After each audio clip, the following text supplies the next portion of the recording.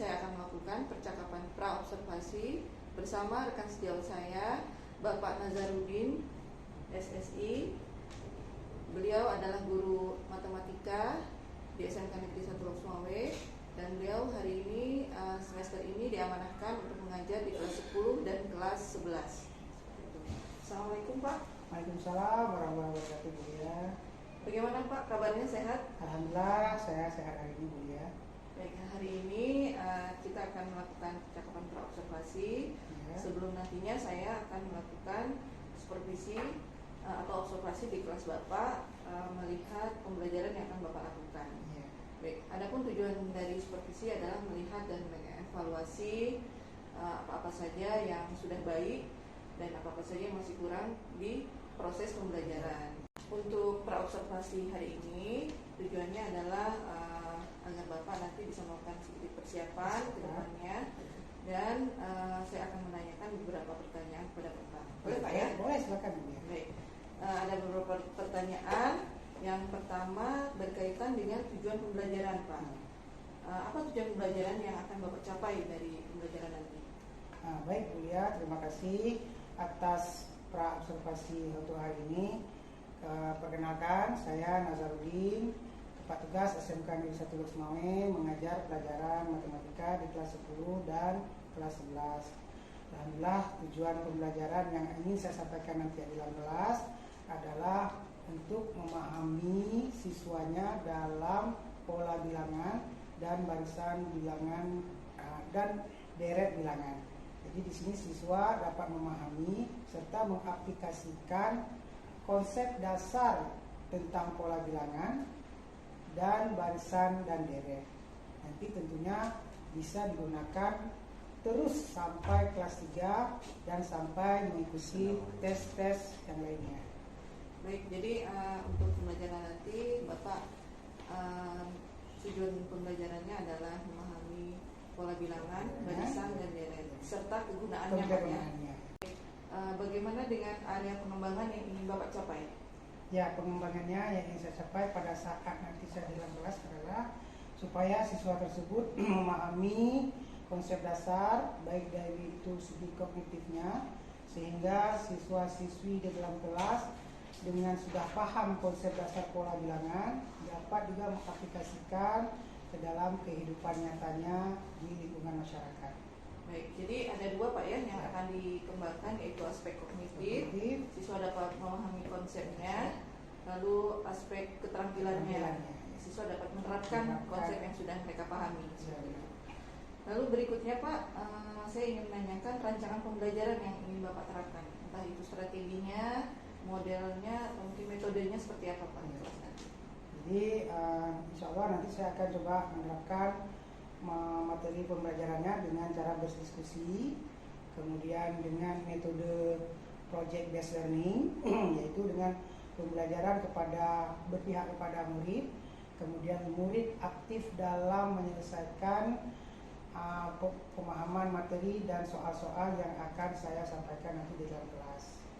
Baik, jadi Bapak akan melaksanakan pembelajaran berdiferensiasi Pak ya. Model pembelajarannya nanti berbasis masalah, lalu metodenya kerja kelompok, penugasan dan diskusi. Baik, luar biasa. Kemudian Pak, media pembelajaran apa yang akan Bapak gunakan nanti?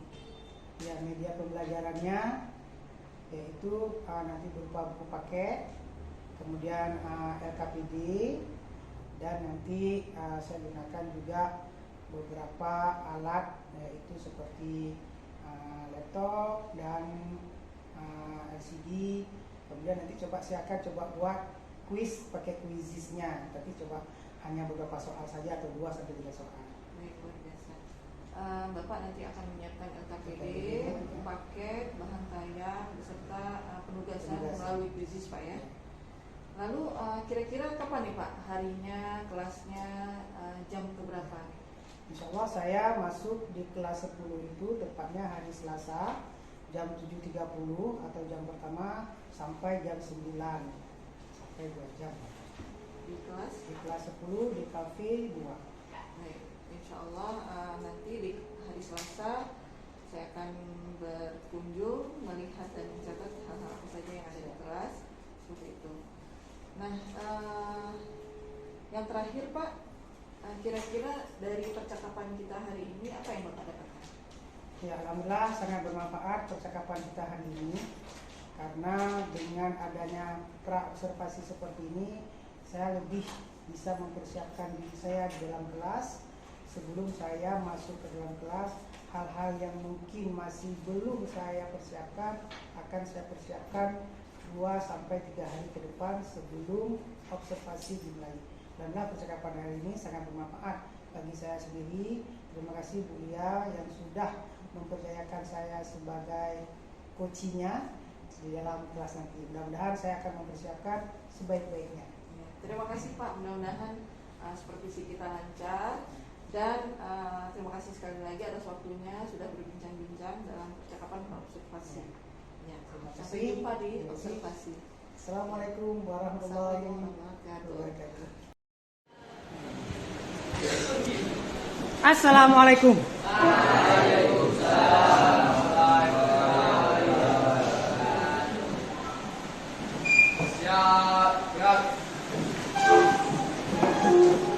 Memberi salam.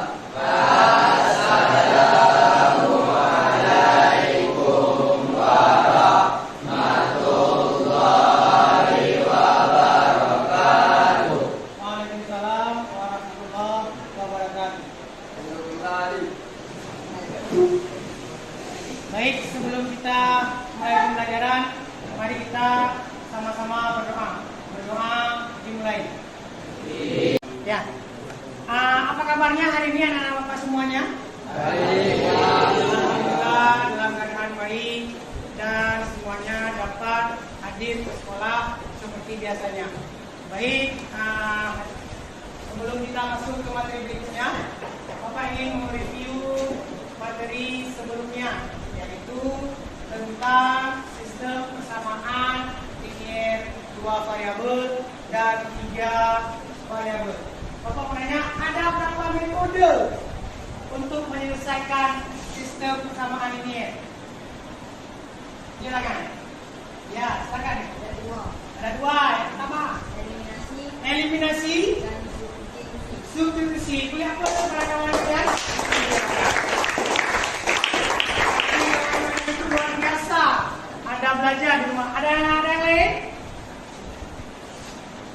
Ya, jadi cara menyelesaikan sistem persamaan linear ada 3 cara. Tadi sudah disampaikan 2, ada eliminasi, ada substitusi, dan ada metode campuran.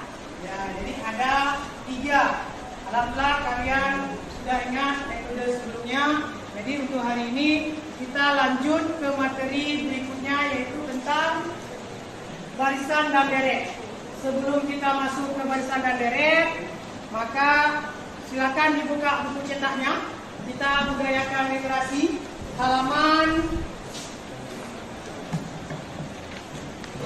104 kalau nggak salah.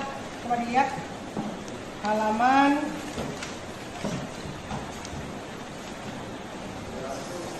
104. Silakan dibaca terlebih dahulu halaman 104, yaitu tentang pengertian barisan dan deret aritmatika. Ya, silakan.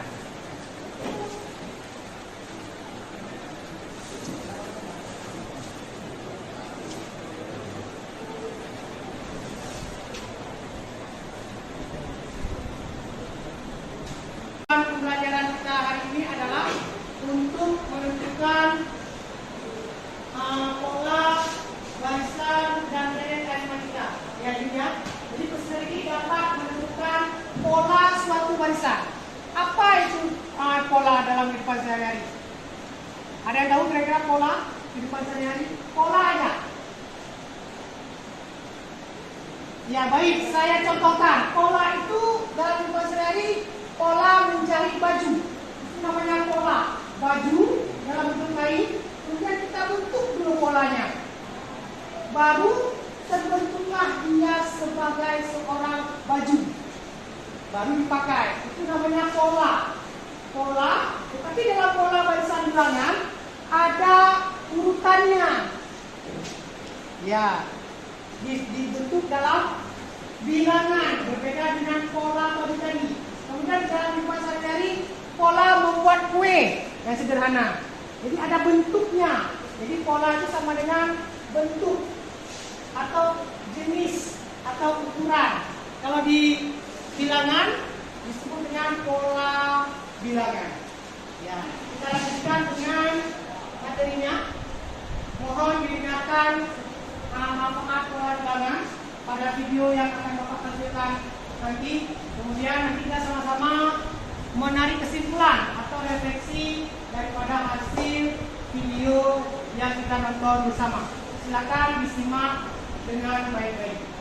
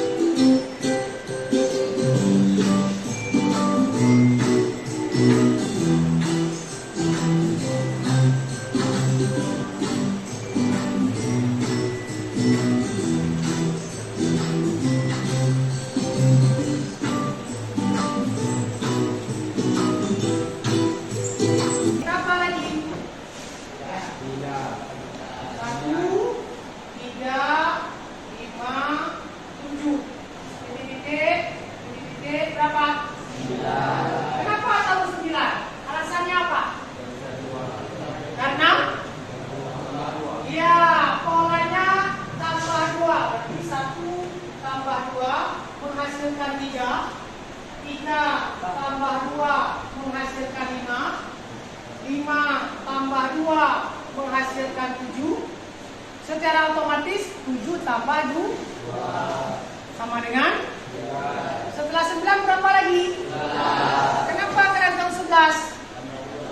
Ya, karena polanya sudah dapat, yaitu penjumlahan 2. Jadi pola bilangan itu bisa saja penjumlahan, bisa saja perkalian, bisa saja pengurangan, bisa juga kadang-kadang ada yang proses pembagian. Jadi tekniknya memang kita harus teliti, jeli. 1, 3, 5, 7. Oke, next kita lihat ke soal berikutnya. Oke, bisa dipahami?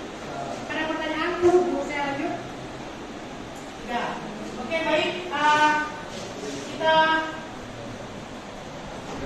Saya akan berikan kelompok. Kelompoknya adalah berapa orang di sini? 30. Cara pembagian kelompok, saya hitung 1 sampai diisi. Tetapi nanti saya akan memandu hasil jawabannya. Lalu kalian menjelaskan kenapa jawabannya 12. Alasannya kenapa? Oke? Dengan menggunakan pola tadi. Pola tambah 2, tambah 3, tambah 4, tambah 1, kurang 2, kali 2, kali 3, dan seterusnya. LKPD ada pertanyaan? Pertanyaan? Yang belum paham? Ada? Ya. Saya kasih waktu sekitar 7 menit. 7 soal. Jadi 1 soal 1 menit.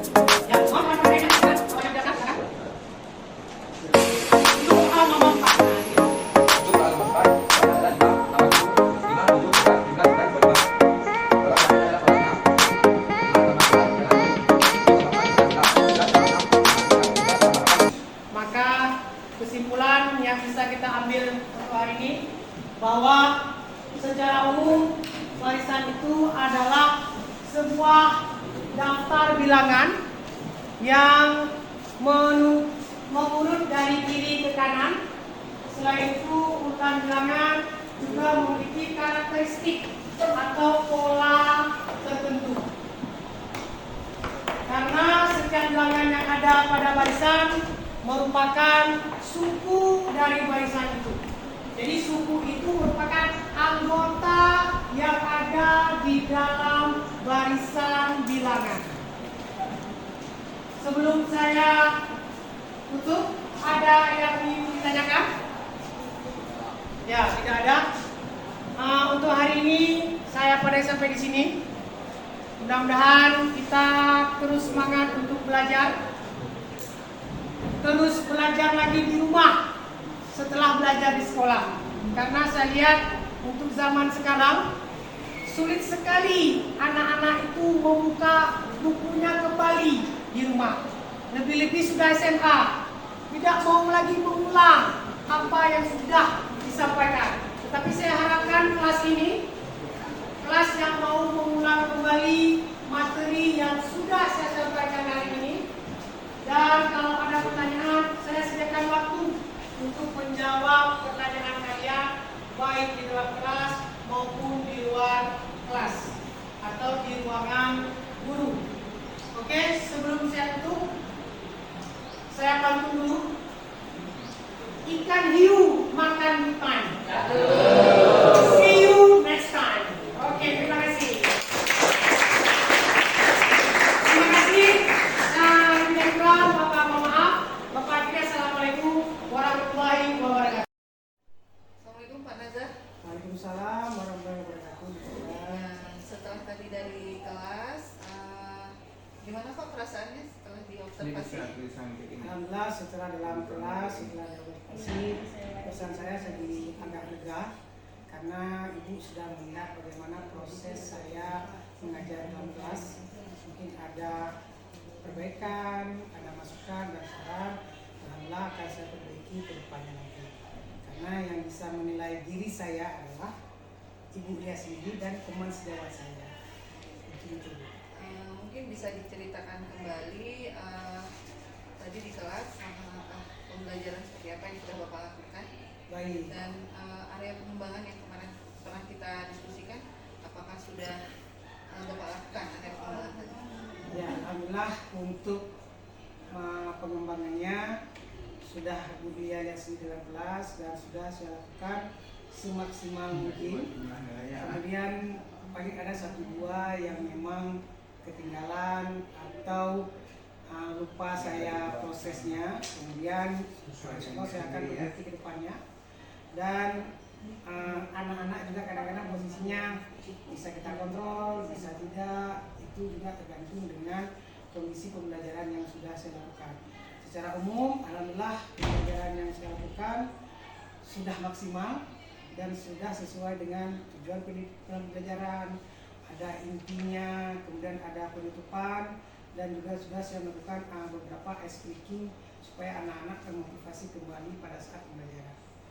Baik, jadi kan kemarin waktu kita wawancara di pra observasi, Bapak ada sampaikan bahwa area pengembangan yang ingin dicapai adalah kognitif dari sisi pemahaman mereka, lalu dari tingkat keterampilannya itu mereka sudah bisa menerapkan konsep pola bilangan.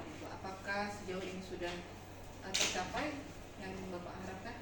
Ya, alhamdulillah pada saat saya masuk kelas, kemudian mereka sudah ada ilmu kognitifnya atau kemampuan kognitifnya tentang pola bilangan, dan juga mereka bisa menerapkan dalam kehidupan sehari-hari bagaimana menyusun pola bilangan dengan nomor urut rumah misalnya. Kemudian juga mereka dapat membagi ilmunya pada saat nanti mereka ikut tes perguruan tinggi dengan menggunakan aturan pola bilangan yang sudah saya ajarkan. Ya, baik Pak. Tadi di kelas juga saya sudah melihat ya anak-anak lumayan aktif seperti itu. Nah, menurut Bapak dari pembelajaran yang barusan Bapak lakukan, apa yang sudah bagus menurut Bapak? Ya, alhamdulillah saya sudah menerapkan pembelajaran yang berpihak kepada murid. Jadi muridnya yang aktif menjawab soal, saya hanya mengarahkan dan membimbing anak-anaknya. Kemudian saya juga sudah menggunakan media pembelajaran yang baik, yaitu dengan adanya LKPD, kemudiannya adanya PowerPoint, kemudian ada beberapa materi yang sudah saya sampaikan. Alhamdulillah anak-anak sangat antusias dengan metode pembelajaran yang saya lakukan. Baik, Bapak sudah menggunakan media yang variatif, lalu pembelajaran yang berdiferensiasi Pak ya. Nah, kira-kira dari pembelajaran tadi, kendala yang Bapak rasakan apa? Ya, kendalanya adalah paling ada beberapa siswa yang memang kurang antusias dalam pembelajaran karena dia memang minat dan bakat siswa itu kan beragam, berbeda-beda.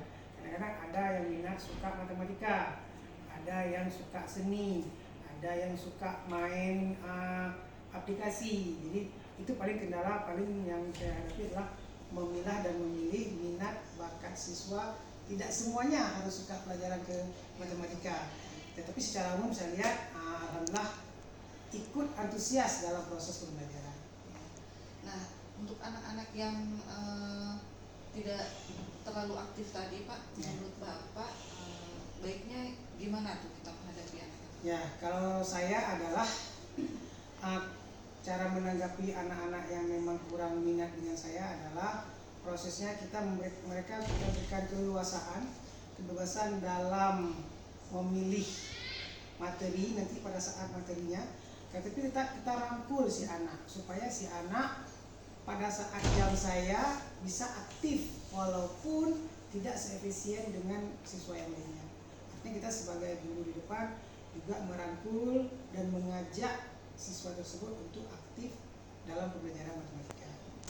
Artinya Bapak akan lebih responsif ya, ketika ada anak-anak yang kurang aktif atau malas untuk terlibat dalam pembelajaran, langsung dirangkul Pak ya.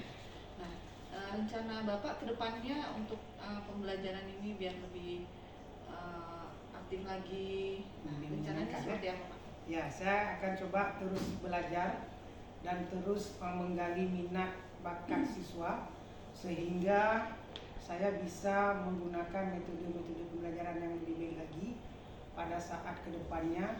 Saya ingin menggunakan apakah aplikasi Quizizz yang belum saya terapkan sebelumnya atau menggunakan aplikasi Kahoot pada saat tes akhir. Karena pada saat itu kadang-kadang siswa senang menggunakan aplikasi atau menggunakan algoritma. Jadi mudah-mudahan saya bisa menerapkan untuk pembelajaran kedepannya.